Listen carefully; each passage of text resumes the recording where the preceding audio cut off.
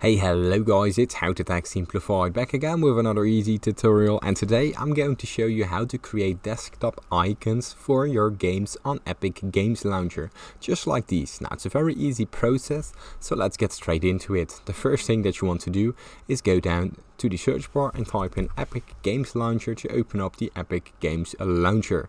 Now from there we go to the left of our screen.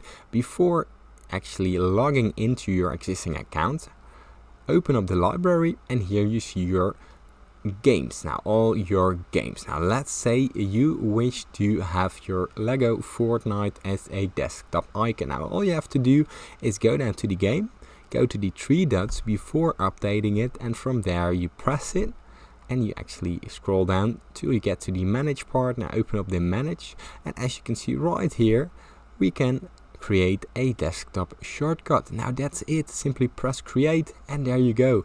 Now you have a icon for your Lego Fortnite. It's easy as that. Now if you still get any other questions, or if this tutorial has helped you, please leave it in the comments down below. Leave a like and subscribe, it helps me out a lot, and thanks for watching.